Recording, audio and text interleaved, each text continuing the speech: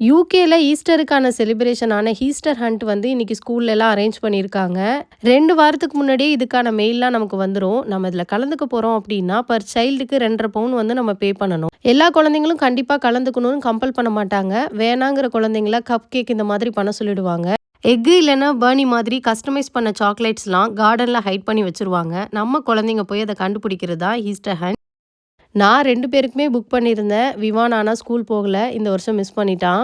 ஆனா, அவனோட சாக்லேட் எடுத்து வச்சிருப்பாங்க. நமக்கு வேணும்னா போய் நாளைக்கு வாங்கிக்கலாம். நாளைக்கு பார்த்தீங்கன்னா, ஸ்கூல் எல்லாம் ஆஃப் டே தான். அதுலேருந்து 2 வாரத்துக்கு யூகேல ஈஸ்டர் ஹாலிடே ஸ்டார்ட் ஆகுது.